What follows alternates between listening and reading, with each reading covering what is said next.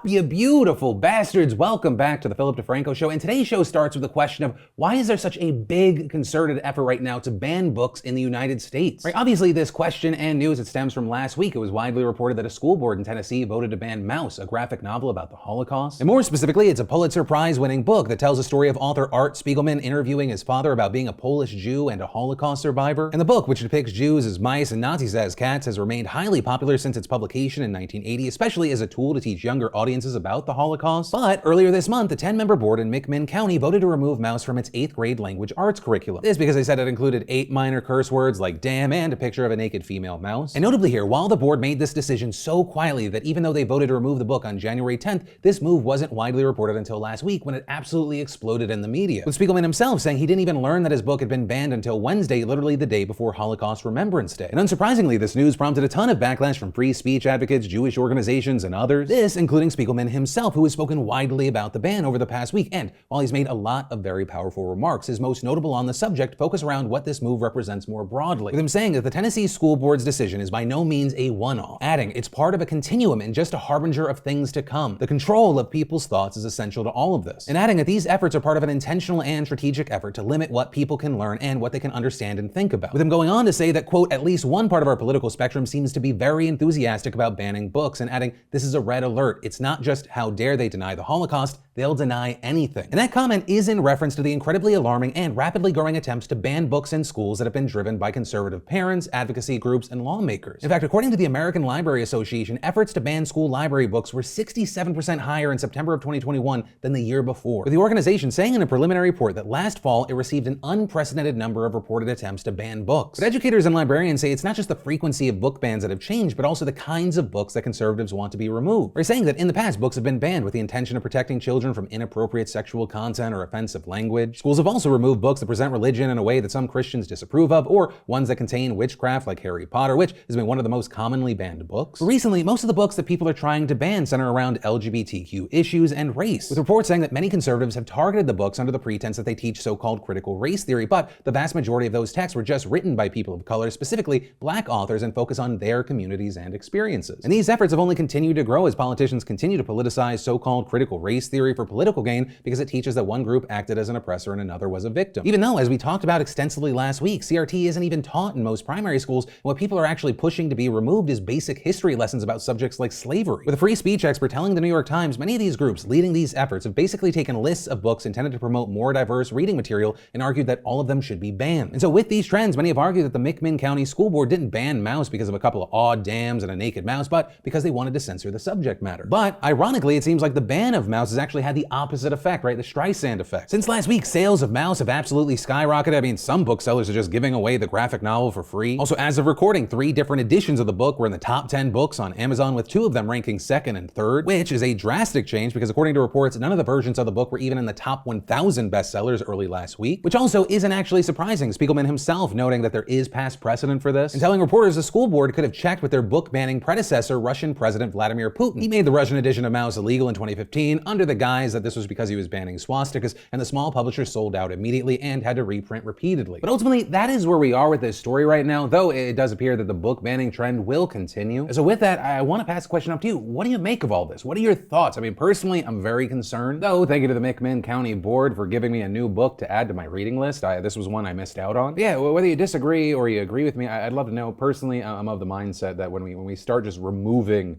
history, we're more inclined to repeat or rhyme it. And there's a lot of fucked up history. I'd rather not us go down the same road. And then, in massive business news, oh my god, another massive acquisition in the video game world. Like really, what a January. On January 10th, you had Take-Two, right, the publisher for Grand Theft Auto, announcing, hey, we're gonna buy Zynga for $12.7 billion.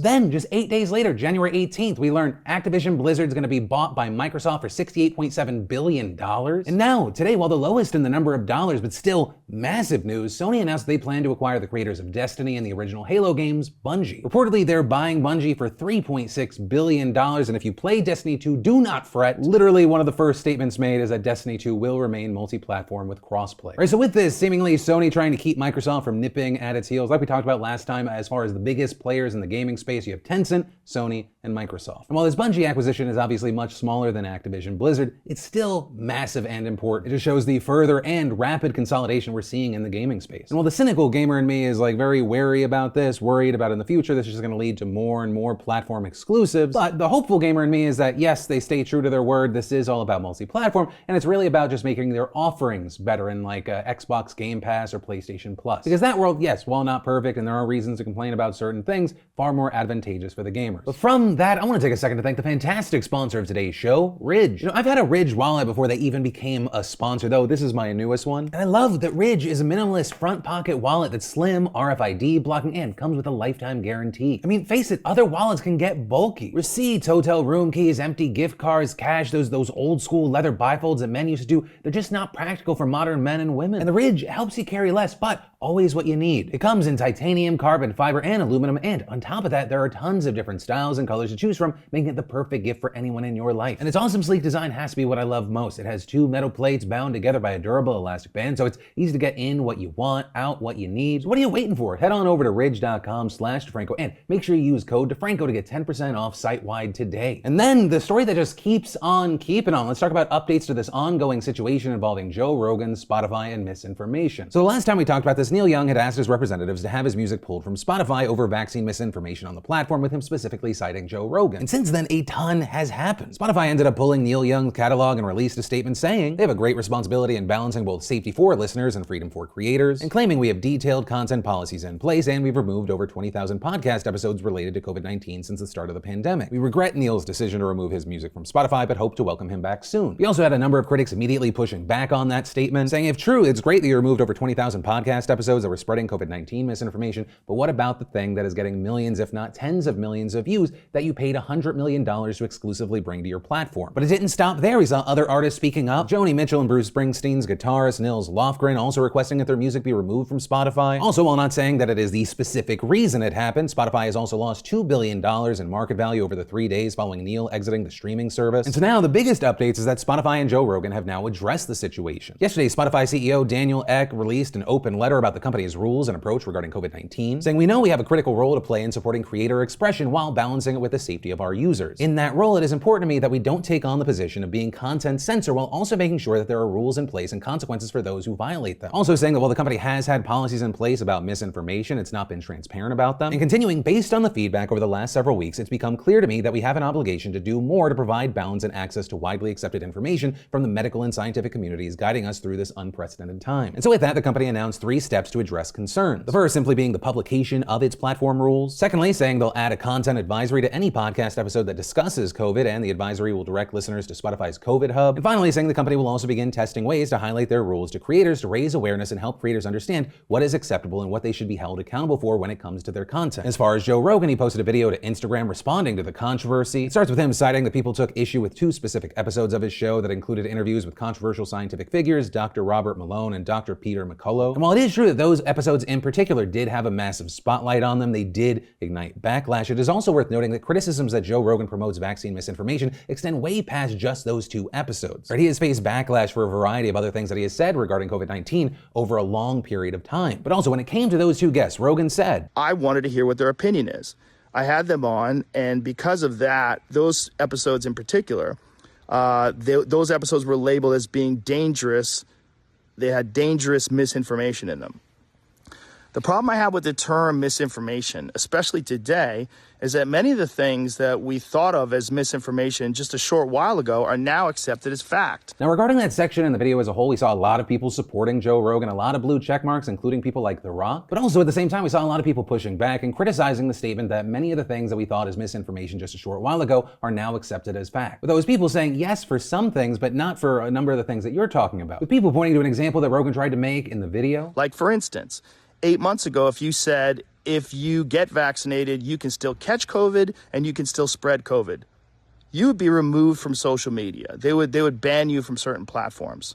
Now, That's accepted as fact. But with that, you had people pushing back saying, no, we've always known that there can be breakthrough cases. That's what the health experts said. And yes, there are examples of people like Rachel Maddow using absolute definitive language, but that was very stupid on her part. But the main thing with this was, hey, the health experts have communicated from the beginning, breakthrough cases can and will happen. So they were saying their criticism here was this was either a disingenuous argument from Rogan or an ignorant one, saying that is not an apples to apples comparison. You did not have main health experts saying there is no chance you're going to get COVID. There is no chance you're going to spread it if you get the vaccine. The efficacy of the vaccine when they came out against that variant was very, very high. And without getting into the nitty gritty, I mean, just at the top surface level, if you do not get COVID, you are not going to spread it. But now, a year later, we're not dealing with the same variant of COVID. We're dealing with Omicron. And I think that now everyone's pretty much on the same page of vaccines and their efficacy as far as are you going to get COVID? They're just a lot less effective compared to the original strain. But even with that, looking at the real world data, we see that, oh, even though you could get COVID, you could still spread COVID. If you have the vaccine, you're looking out for yourself. The hospitalization rates are much lower. These are changing situations and you're either ignorant or knowingly spreading false information by comparing Omicron to the original variant. And with those arguments aside, you had Rogan kind of saying,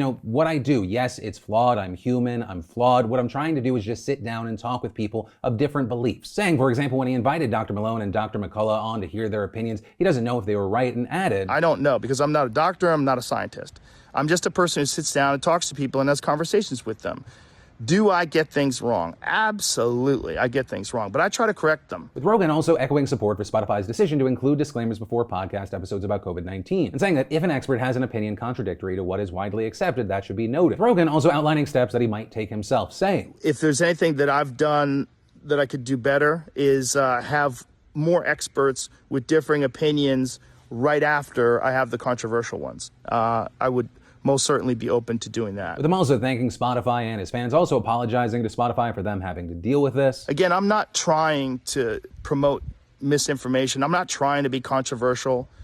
I've never tried to do anything with this podcast other than just talk to people. But ultimately, that is where we are with this story right now. Obviously, right now, a lot of people having a lot of different reactions. As far as the stock market, the market's actually responded very well to what's happened over the last 24 hours. As of recording, Spotify is up 11.4%. Still, it's down 17.6% if you look at just the last month, but this could be a rebound. But with that said, especially because everyone seems to have an opinion on this, I want to pass the question off to you. What are your thoughts regarding all these Joe Rogan Spotify updates right now? For Spotify, do you think this is just them trying to put a band-aid on the situation to stop the bleeding? Is it just PR? Or do you think they're making meaningful moves here? Regarding Joe Rogan in general or his response to this controversy, what are your thoughts about that? Also, do you think any other artists are going to be joining Neil Young and leaving the platform anytime soon? And or do you think it'll even matter? And then finally, today we have the latest edition of, oh God, what the hell is happening with Ukraine and Russia now? And the big update is that there was a UN Security Council meeting and it was a shit show. So first off, Russia and China tried to block the meeting, but they ended up getting outvoted in a 10-2 vote. And to kind of just hit on some of the highlights, you had US and Russia accusing one another of stoking the Ukraine crisis. You had a Russian ambassador saying of the United States, they themselves are whipping up tensions and rhetoric and are provoking escalation, and adding the discussions about a threat of war as provocative in and of itself. You're almost calling for this, you want it to happen, you're waiting for it to happen. To which US Ambassador Linda Thomas Greenfield responded, I cannot let false equivalency go unchecked. The threats of aggression on the border of Ukraine, yes, on its border, is provocative. Our recognition of the facts on the ground is not provocative. At the same time, for their part, Ukraine seemed to kind of take swipes at both the United States and Russia, though not in an equal manner. Even before this meeting, on Friday, you had President Zelensky of Ukraine saying, I'm the president of Ukraine, I'm based here, and I think I know the details deeper than any other president. With Zelensky, as Axios explained, contending that the current Russian troop buildup on Ukraine's border is not a significant escalation from the large military exercises Moscow carried out in April of 2021, but that the media coverage is far more intense. But also today in this meeting, Ukraine's ambassador to the UN rebuked Russia and other diplomats for trying to speak on their behalf, and I hope this translation is correct, accused them of acting like Humpty Dumpty, the wall-sitting egg in Lewis Carroll's Alice in Wonderland, who gave his own meaning to words. Also insisting that Ukraine would do nothing to justify any military action by Russia. But ultimately, that is where we are with this, and we'll continue to watch it. Obviously, hopefully, cooler heads prevail, that we don't just see an invasion and war. But for now, we have to wait and see what happens next. But ultimately, that is where that story and today's show ends. As always, thank you for watching, hitting that like button, subscribing, and joining the family. I love yo faces, and I'll see you tomorrow.